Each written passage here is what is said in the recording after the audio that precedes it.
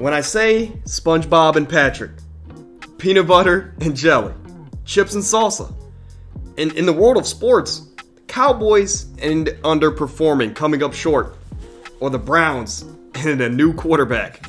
Of course, I'm talking about iconic duos. I'm joined by my co-host, Bakari Steve, and today, though these duos aren't iconic, or not as iconic as a peanut butter and jelly, we're still going to cover and rank the top 10 duos in the NBA today. How you feeling? I feel good. I lost a lot of sleep over my list, but I'm ready to show the world my reasoning and thinking behind what I have coming up. So that's what we like to hear. But this is your early reminder that if you enjoy what you're seeing and hearing, go ahead and support us down below. Hit the subscribe button. It's free. It doesn't cost you anything. You just got to create an account. But hit the like button as well. You guys have been killing it on the views. We just need to hit that subscribe button a bit more. But without further ado, I'm your co-host, Owen Stiftar. Let's get into some news first, and then we're going to get into those duos. We're going to start here as the NBA is back in action tonight with a 9-game slate. It's going to start at 7 with 3 games. Most notably, headlined by the number 1 seed in the West, the Denver Nuggets, are traveling to Cleveland to take on the Cavaliers. And the night's going to close off with 2 10 o'clock games, highlighted by the Warriors going to LA to take on the Lakers. We only have about 20 to 25 games left of the regular season, which is crazy to say. Yeah. But which game are you looking forward to most tonight? I think I'm actually looking forward to that Cleveland game. Big one for us. Yeah, just being a Cavs fan. We were really rolling before the All-Star break. Even though we dropped that last game to Philly, we were down like 30 points and only lost by 4 or something like that. Yeah, we made a bit of a comeback. So yeah, I'm excited to see how this team finishes off the year, because last year we were, I think, a top 4 seed, same as we are now, and we ended up falling all the way out of the playoffs and everything. So yeah, yeah, excited for NBA to be back. Yeah. But the Phoenix Suns, Kevin Durant set to make his debut on Friday against the Oklahoma City Thunder, his former team. But as we know, the Suns made the blockbuster move to trade for Kevin Durant the night before the trade deadline. And like I said, he's set to make his debut this Friday. I want to ask you, how dangerous can the Kevin Durant and Devin Booker duo be? And would that be the best duo in the league, in your opinion? The Kevin Durant and Devin Booker duo definitely could be the best duo in the league by far. I think the only duo that would probably rival them is probably a more, proven duo like a Tatum or a Brown. But right. This duo, I mean, the scoring is there. The scoring is historical. Probably the two best isolation scorers in the league. Yeah, the shot making, the baskets they make are tough shots. Shots that you just shake your head about when you're watching those games. It's just about staying healthy for both of them. They both have their minor injury issues, especially Kevin Durant these past 2 seasons. But this duo it's a duo that can win a chip this year, even though the trade happened at the midway point of the season, and that's special. So yeah, I mean, and anytime you have a chance to get Kevin Durant, you get Kevin Durant. So it sucks they lost, glue guys like Mikal Bridges, but when you can bring in Kevin Durant, that's what you do. And the team is still building depth. The Suns, they haven't had a lot of depth this year, but there's rumors now that Kevin Durant and Chris Paul are going after the greatest player to not win a ring. We're talking about Carmelo Anthony. You can have your opinions on that matter, but I'm a big Melo fan. I would be excited to see him back on an NBA court. As I mentioned last episode, he's close to passing Shaq on the all-time list, and of course he doesn't have a ring, so I would like to see that happen as well. Do you like the fit of having Melo come to the Suns team, come off the bench, and do what he does? I'd like the fit of Melo pretty much going to any contender, because he is a positive person to have on offense. He obviously hasn't played defense in probably 10 years. His defense left him behind a long time ago. But Phoenix isn't going to hang their hat on the defensive side of the ball, especially after the people they traded away for the Kevin Durant trade. So they're probably going to obviously want to outscore people. But yeah, I like the fit of Melo. He hasn't played all season, so he'll come in. He's fresh. Yes, that's a big thing. Yeah, and I think CP3 and Melo, they're best friends. They have a connection there. Melo has a lot of respect around the league. I think it's more so like the GMs and the coaches that look at his defense and say, hey, he's too big of a negative to bring him onto a championship-winning team. But the Suns need depth. I think Melo going there would be an amazing move, as this might be his farewell tour. I don't want to see him go out just being a free agent. But I guess the last question here, let's say they do bring in Melo or they do bring in Will Barton, who we'll get into in a sec. They already brought in Terrence Ross. Is this CP3's last chance at a ring? They have a complete team. They have a top 2 player in the world. They made it to the Western Conference Finals last year without Kevin Durant. Now they bring in Kevin Durant, maybe some bench pieces. Do you think this is CP's last chance at a ring? I do think this is CP's last chance at a ring because, when you look at it, he's had a lot of chances throughout his career. He's just been really unfortunate. Either somebody on his team has gotten hurt or he's been hurt, especially when he was on the Clippers. He would get hurt, in the first round or right before the playoffs and not even be able to play. So I think this will be his last chance because when they went to the conference finals 2 years ago now, he kind of got lucky that they played a Lakers team where Anthony Davis gets hurt and LeBron wasn't 100% from an ankle injury. They play a Denver Nuggets team that only has Jokic and G League players after that. They play a Clippers team that has Paul George and Reggie Jackson as their 2 best players. Reggie Jackson isn't even on their team anymore. That's how that is. So when you look at it, this team, they underperformed last season, but I think it was just their true colors at their time. Now they have Kevin Durant, who is a champion, who will get them over that hump. This will be his last chance because if he doesn't get one this year, you best believe they're going to go after guards like Kyrie and free agency and really try and get scoring and a younger point guard there. Yeah, I think you mentioned it a couple episodes ago. It was maybe it was the trade deadline episode, but you mentioned that there are reports that Kevin Durant and Kyrie still want to play together. Yeah. And with CP's age, it's logical to say, especially with his contract as well, that they might go a different direction this offseason. Maybe bring in a Kyrie, even though he's heavily rumored to the Lakers. But there could be a lot of things that could happen. Like you said, they had a lot of things go their way. And on championship teams, you do need luck. But on the way to the finals, that was the year for them. And they fell short. I do believe, though, this year they are the team to beat in the Western Conference. Moving over to the head coaching side of things, we're talking about Nate McMillan. He was recently fired from the Atlanta Hawks. Joe Prutney, assistant coach over there, he's going to take over.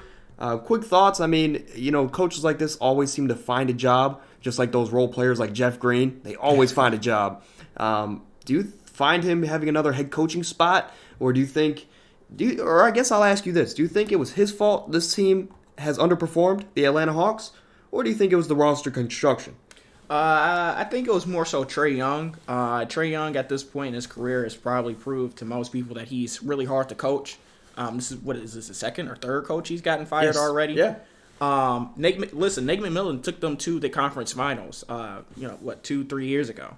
And with a worse team, by the way. It's not like they had a better team than they have now. They just had a worse team. And when your star point guard who you're giving a max contract to, doesn't want to buy into the system, that makes it hard to buy the team into the system because they're like, oh, our point guard doesn't want to do that, so why should we? And I kind of feel bad for him, but I think he'll probably retire because I know he was talking about that beforehand. But yeah, it's, Trae Young, he's having a down year this year, and he's all year, it seems like he's been blaming it on Nate McMillan. DeJounte Murray's been having a good season alongside Trae Young, but yeah, I think it's more so Trae Young's fault than Nate McMillan's, and it's unfortunate to see that it had to happen like this, but unfortunately for the Hawks as well, I don't see their situation getting any better because that kind of seems to be what happens to them. They get a talented team and they underperform. Yeah, I've never been a big Trae Young guy, like ever. Yeah. But it's really childish of him. Let's not forget he was the one who went to the front office and asked for Nate McMillan to take over. I don't remember their old coach, but Lloyd Pierce. Lloyd Pierce. He asked for Nate McMillan to be the head coach, and then that happened midway last season or whenever that was. But this team has definitely underperformed.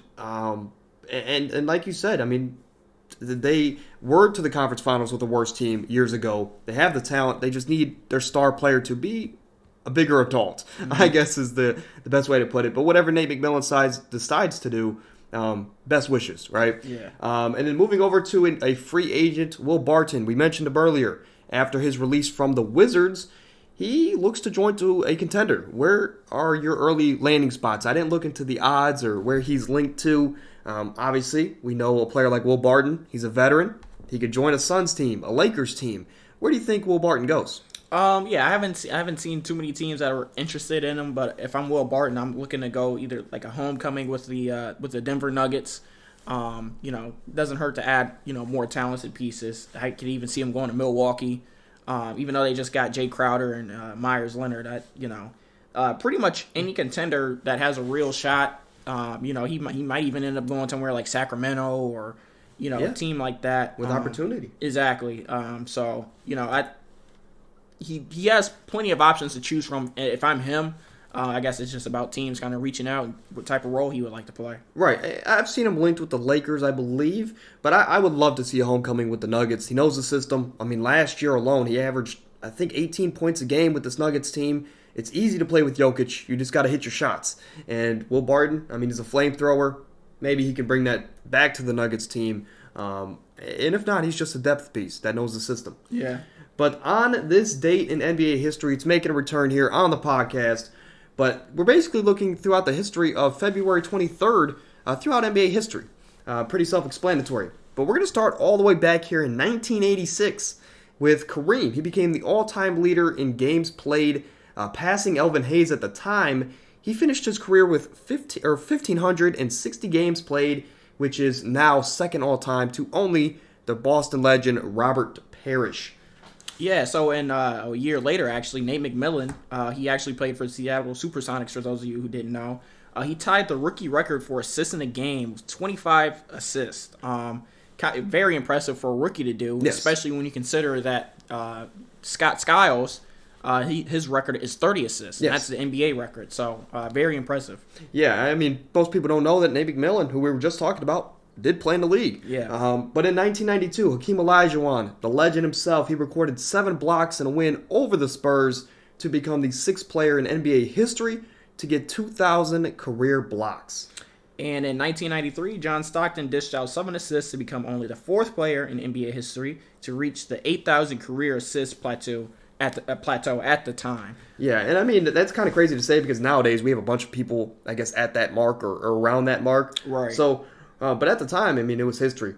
A lot of older dates here. I mean, we range from 1986 to 1993. We don't have anything from then on. So, I guess the modern day players have to do better on this date. Maybe we get a historic performance tonight. Yeah. But now, before we get into these rankings, the top 10 duos, I just wanted to preface, I want to let all you guys know what we based our list off of. Well, first, we based off talent. How good are both of these players in the duo? Peanut butter and jelly. They both are great, right? But then the second thing, we went off of how well they've done this season. That was kind of the main component that we did, was how well they've played this season, and you'll see that play a part later on.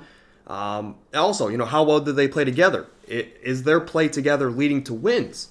We did factor health as well, but we've also said that if the duo had a resume and they've been great for so long, we made some exceptions and we put them in there. You guys will pick up on that, from some of the duos, I guess, which we'll get into in a second. But are you ready? Yeah. I'm going to start here. We actually have the same number 10, but I'm going to start off here. We both had De'Aaron Fox and Domantas Sabonis, 2 All-Stars, both on the number 3 seed in the Western Conference. They're very fun to play together. I mean, last year when they were put together mid-season, they fit instantly. And they've looked even better this season as a fit together. So 2 talented guys. I just wanted to show some love to 2 Sacramento Kings, which they're going to make the playoffs for the first time in our lifetimes. Yeah, it would have been a crime to leave them off this list considering they were both All-Stars this season.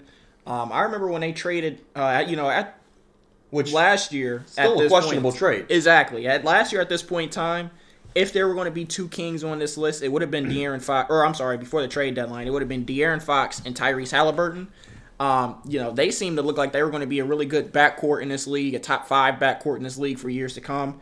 And they questionably traded them. I mean, it's worked out for both teams since, but it still didn't, the Kings didn't improve. I believe they went 500 the rest of the season. They didn't even improve from before the trade. Yeah, they made the trade for a play-in push, and they didn't get to the play-in. Exactly. So it was really questionable at the time, but this year, with De'Aaron Fox and Domantas Sabonis leading the charge, as well as with a revamped bench with added pieces like Malik Monk and Kemba Huerter, they are 3rd in the West right now, and they are a top 10 duo in this league. Yeah, I mean, shout out to Mike Brown. Yeah. I mean, big props to him. I don't know why he wasn't able to develop any younger talent when he was in Cleveland. Yeah. But props to him. He has a lot of more experience here in this league.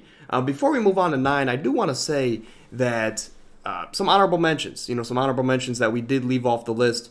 For me, personally speaking, I left off Kevin Durant and Devin Booker strictly because we haven't seen them play together yet, right? They have the talent. They might be the best duo in the league, but we just haven't seen them play yet. Another duo I left off was Zion and Brandon Ingram. It was a hard leave off. They were right there. I also left off a hometown duo in Darius Garland and Donovan Mitchell, which it really came down to just I wanted to show Fox and Sabonis some love. And I guess another duo is the Jimmy Butler and the Bam Adebayo duo, the defensive duo there in Miami. Those are my honorable mentions. Do you have any that I did not mention? I left off Zach LaVine and DeMar. Yes. They haven't been, as good as they were last season. But I mean, when you look, strictly at the numbers, they helped their team win. They put the numbers together. It's really just a team around them. I did have Garland and Mitchell on my list, but all those duos you mentioned, I didn't have Luka and Kyrie on my list only because really if it happened right before the trade deadline or on the trade deadline, I didn't put them in just because I feel like there wasn't enough sample size. And I mean, obviously you say Luka and Kyrie, Kevin Durant and Devin Booker, but obviously it looks different played out than on paper. So. Yeah, I didn't have Jokic and Jamal Murray on my list. That's a surprising one. Yeah, I didn't have them on my list because I feel like I could be Jokic, or it could be Jokic and Bakari Steve out there, and we'd be a top 10 dynamic duo because Jokic is that good. Also, didn't have Zion and Brandon Ingram. Zion's only played in 40% of the games he's been eligible to play in his career. Brandon Ingram has also been hurt this year a lot too. I didn't have like Damian Lillard and Anthony Simons. They're a good backcourt. Yeah, but there's a lot of duos there. There are. And I mean, there was one duo that was questionable. But like I was wondering if you might have put in a Pascal and OG Anunoby, as both guys were almost all-stars. But they don't have a lot of wins this year.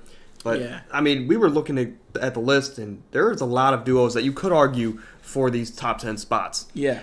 But moving over to number 9 is where it gets interesting. I have the number 2 seed in the West, their duo, Ja Morant and Jaren Jackson Jr. And basically my reasoning here, Ja's in the MVP race. We know how talented Ja is. Jaren Jackson Jr., he's been a defensive monster this year. He's in the DPOY running. He averages, I think, 18 on 40% from 3. So they fit perfectly together as a duo, and that's why they're number 2 in the West. Yeah, and I have Jalen Brunson and Julius Randle at my number 2 spot, my number 9 spot. I have these two here because Julius Randle, he started off the season, solid, and then he hit his rough patch around December-ish, January, and Jalen Brunson, it took him a while to become a dominant scorer on the Knicks. He was more of a facilitator, my bad. And, lately, this past month and a half or so, they've both really been clicking in all cylinders. And if Jalen Brunson played like this all season, he would have no doubt been an all-star. Julius Randle was an all-star. They've been playing really good. I saw somewhere, probably a week ago, Jalen Brunson and Donovan Mitchell since after the first 10 games of the season, they're averaging identical numbers, which is crazy because Donovan Mitchell is an all-star starter this year. Yeah, almost an MVP in the all-star game. Yeah, and so, when you take that into consideration, it was a no-brainer for me. The Knicks are also a top 6 seed. They're not even in a play-in. So, they've really been the fuel to the fire for the Knicks. Yeah, and I mean, that's another duo I left off the list. But Brunson, like you said, very underrated season. He's playing great for them, and Josh Hart is, that team is defensively there. Yeah. We're going to have to see how they play offensively in the playoffs. Right. But moving over to number 8, this one was interesting as I'm looking at it now, but I have Luka and Kyrie. You mentioned it earlier. It's a small sample size, but we know how talented both guards are, and Luka's arguably top 3 player in the world. Kyrie, top 15, top 20. Together, what we've seen is, there's some chemistry issues. They just started to get together. But they're both super talented. They're both 2 dominant guards. And they both can do whatever they want to whoever they want on the basketball court. Super talented. And I think they just need to maybe get in the buyout market a little bit more and find some front court play, some more size on that team. But Kyrie makes his team super dangerous come playoff time to be an underdog. Yeah. Upset some possible higher seeds. Yeah. And I have Steph and Clay here. Like I said before, I didn't include like newer duos like Luka and Kyrie or even the Jokic and Jamal Murray duo. Only because like when you come to guys like Luka and Jokic, those guys are used to not having a running mate. Yeah. So you can literally put somebody off the couch as their running mate, and they're still going to make that a really good duo. But I did put Steph and Clay here. I almost left them off the list, believe it or not, and I was going to leave them off the list only because of availability this season. It seems like when Steph was healthy, Clay was missing a few games, or he wasn't playing back-to-backs, or he wasn't playing in a week stretch. And then as soon as Clay started kind of picking it up, Steph goes out with a shoulder injury, comes back for a few games, and then he goes out with the ankle injury. I believe it was a knee injury. I'm sorry. I put them on the list because of their resume. Obviously, they're both 4-time champs. We saw what they did even last year in the playoffs. You can't leave a Steph Curry and Klay Thompson duo off of any duo list of NBA history. Right. Because they're simply that good. So here they are at 8. Yeah, I mean, trios even. If you had Draymond in there, you cannot. Right. That's probably the best trio of all time. Or I guess accomplishments-wise. Mm-hmm. But Steph and Klay, amazing duo.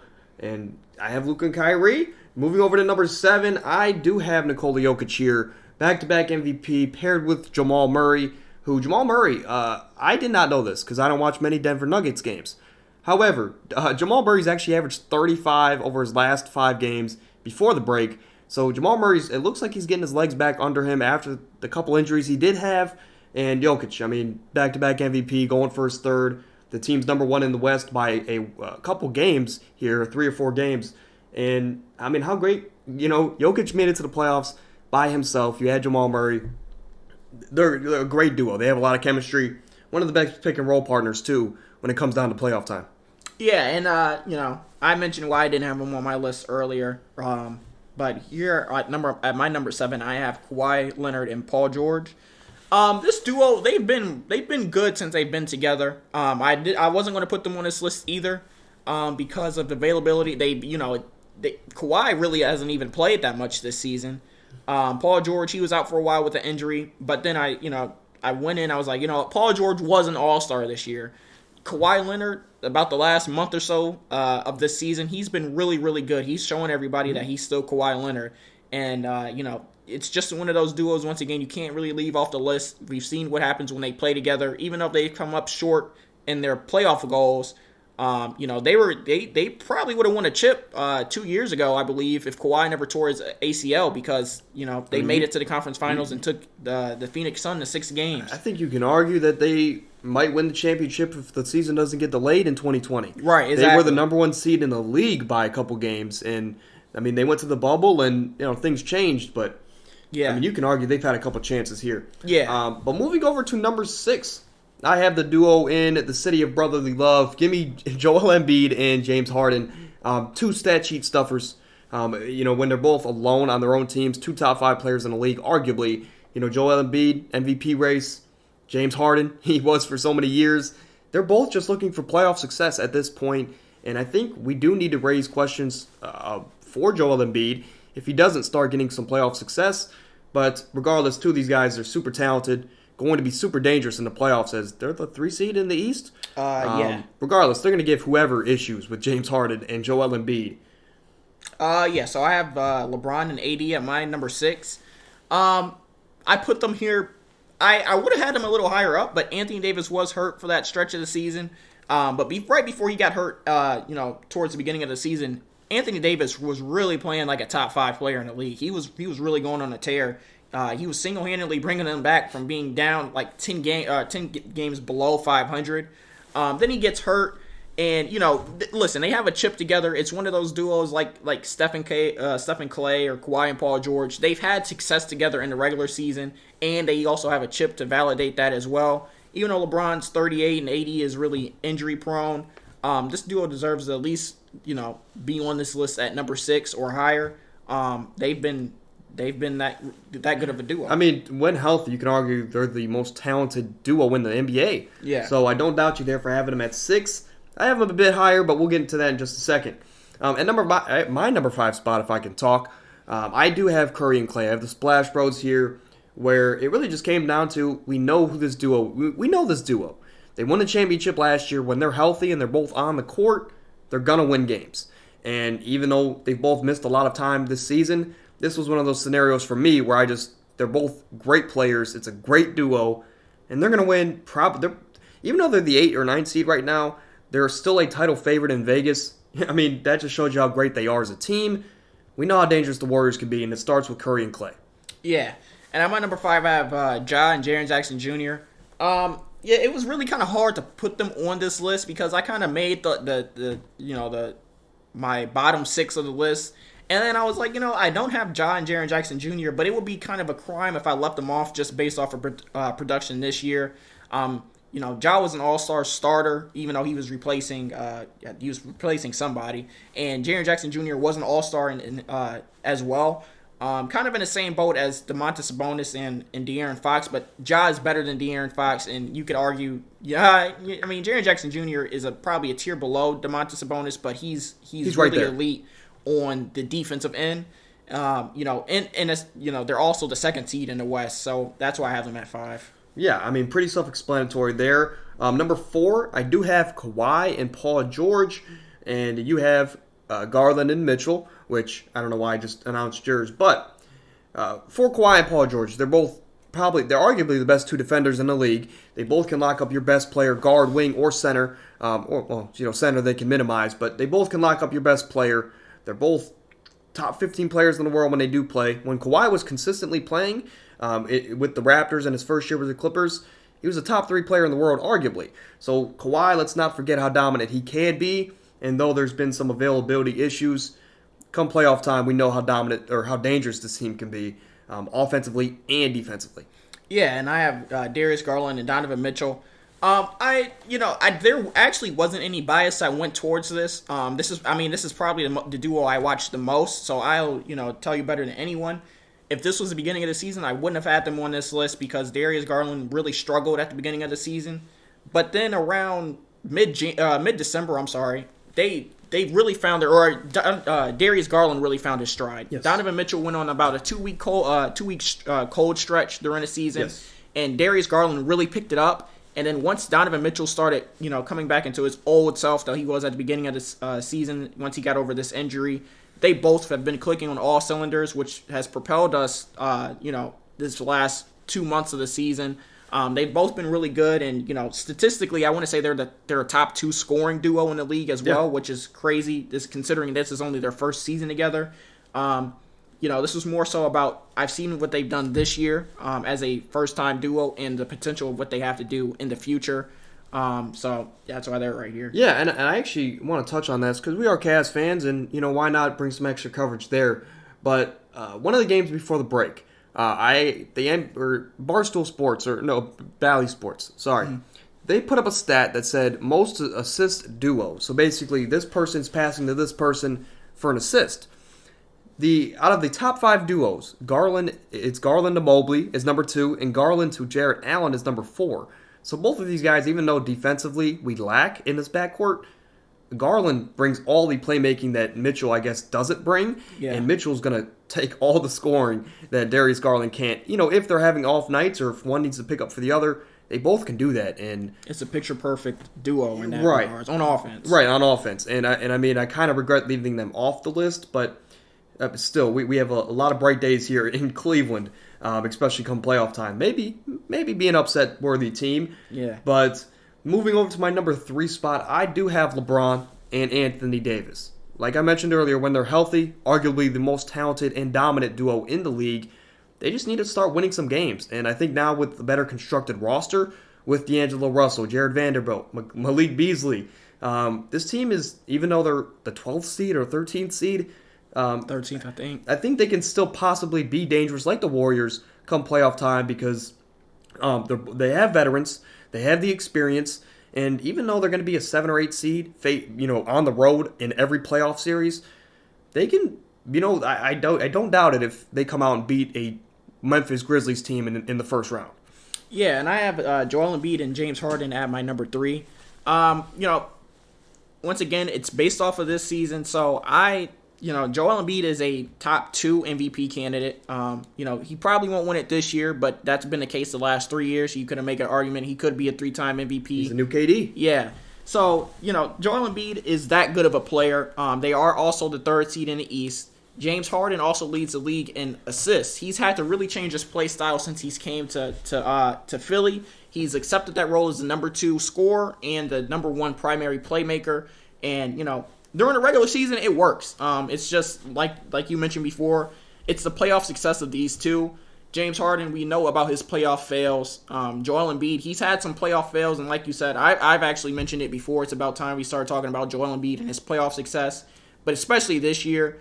Even though this might not be their best team or whatever you want to put into it, it's time. Yeah, it's about time we see something past the second round at least, or not a lead given up in the series. Right. So they're both here because of the talent they produced during the regular season and their individual accolades. So.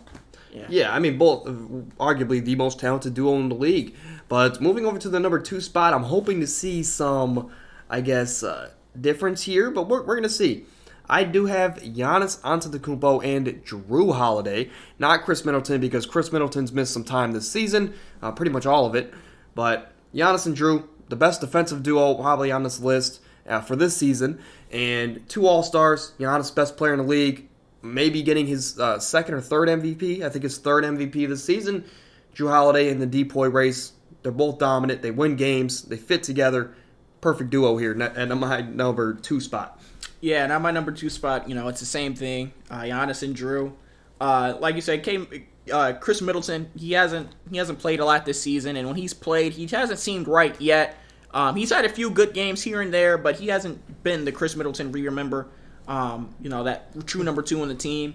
But let me tell you, Jrue Holiday might be the better number 2 for this team. That's what I was going to ask you here. And he's proven that this season. Giannis has actually missed, I believe it's the most games he's missed in his career to this point. Yeah. In this and season. He just sprained his wrist. Yeah. So he's probably going to miss some time coming out of the break as well. Right. And Jrue Holiday is the one that's been keeping them afloat. He's really played, people don't really think of Jrue Holiday as that offensive, player. But he's really been that this season. He's been everything and more for the Bucks. Especially when we talk about winning games. Phil Jackson, legendary coach for the Bulls and the Lakers. His theory was always that if you win 40 games before you lose 20 games, you're a title contender. And this Bucks team, even with Giannis missing a lot of time and Chris Middleton missing time, Jrue Holiday's kept them afloat, and they're one of those teams that fit that criteria. I believe they're 41-17, second in the East, right on Boston's tail, and I think they're one of only 3 teams to fit that criteria with the Nuggets in the West. But Jrue Holiday, with all the time of the missed time from their stars, he's kept them afloat, and I believe, no doubt, he deserves this spot here at number 2. Go ahead and read off your first duo, and I think I'm going to guess that we have the same one here. Yeah, I got Tatum and Brown.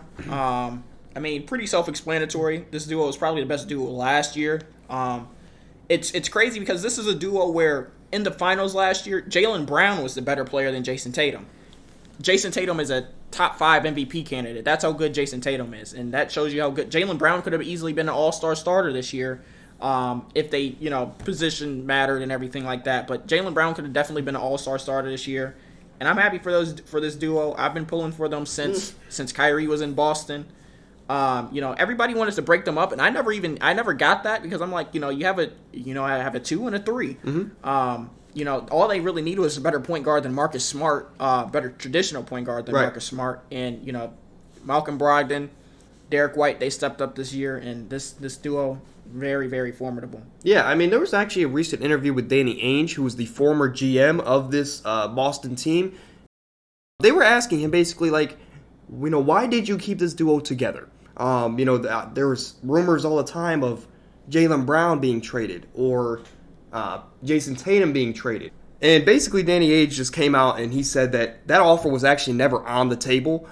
Basically that he might have traded Jaylen Brown, but he was glad that they kept them together because in an age of positionless basketball, the wings are now the most important position because they're so versatile, and both of these guys bring that. They're the embodiment of what a duo should be. If Jason Tatum if he's lacking, Jaylen Brown's going to bring whatever he's lacking and more, and vice versa. So for Tatum, like as you mentioned, he's also an MVP candidate, so that helps. And I mean, no doubt, best duo in the league to me. Yeah, and I mean, you forget, just this past offseason, they were talking about trading Jaylen Brown for Kevin Durant. I remember that clear as day. As soon as Kevin Durant made his first trade request this offseason, there were reports of like Memphis, Phoenix, the Heat. Now, same teams that we saw at this time around, but everybody was pretty sold on him going to Boston in a package deal around Jaylen Brown. And, it was one of those things I didn't understand again because I'm like, well, this team just swept a Kevin Durant team in the playoffs in the first round. Yeah, all the games were close, but this team just went to the finals. They had the better constructed team against the Warriors. It's just there goes that finals experience that Tatum or Brown didn't have.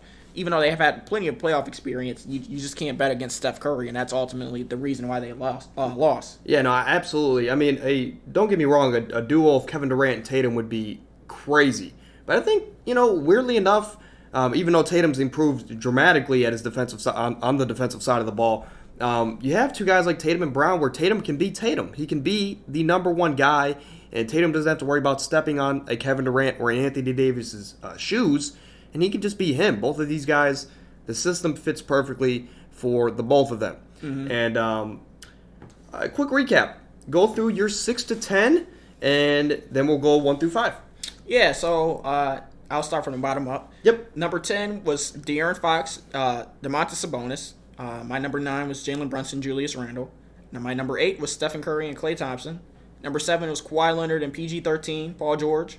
And number 6 was LeBron and Anthony Davis. My number 10 was also De'Aaron Fox and Domantas Sabonis, the all-star duo there in Sacktown. My number 9 was Ja and Jaren Jackson. My number 8 was Luka and Kyrie.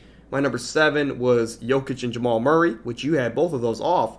And Embiid and Harden is my number 6. I will say, just with that comment there, it's kind of cool that we do have different duos on here. I didn't have the Knicks duo, and you have them at your number 9.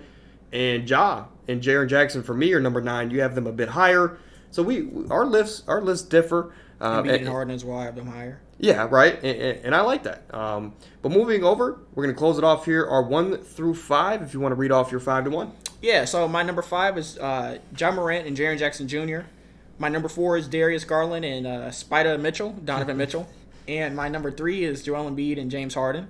My number 2, Giannis and Drew Holiday. And number 1 is Jason Tatum and Jaylen Brown. Yeah, my number 5 is the Splash Brothers and Curry and Klay. We have Kawhi and PG at number 4, LeBron and AD at 3, Giannis and Drew at 2, Tatum and Brown closing off both of our lists at the number 1 spot. That is really going to do it for today's show. I mean, as we said, peanut butter and jelly, chips and salsa. These duos, not that iconic, but these duos are still great, and we get to watch them on a night-in, night-out basis in the NBA world. But that is going to do it for today's show. If you guys enjoyed, please support us down below. The subscribe button, the big red one, it's free. And if you guys want to show support in any way, that's the way to do it. But any last thoughts? Any last thoughts on these duos? Yeah, I mean, listen, there are a lot of duos, we could have put here that we left off. Like I said, I'm really hurt about not being able to put Jimmy and Bam on my list. I really wanted to see Zion and Bi maybe. Yeah, or Zach LaVine and DeMar. I was really going to put them on my list too, even though their statistical success hasn't resulted in wins. But that's just since last year they've been one of those duos. That just shows you how good the league is. The league, every team has a duo at this point, and it's really good to see. Yeah, I do want to say this before we get out of here. Be on the lookout for the Instagram account. We're going to have some special episodes next week. Next Thursday, we might have a special draft. So be on the lookout for that. But next Tuesday, be on the lookout because we're going to be looking for your guys' fan engagement. So be on the lookout for the Instagram account. If you're not following, it's on your screen now. Go ahead and follow it. But until Tuesday, have a great weekend. Stay safe. And again, until Tuesday, stay happy, stay healthy. We're out.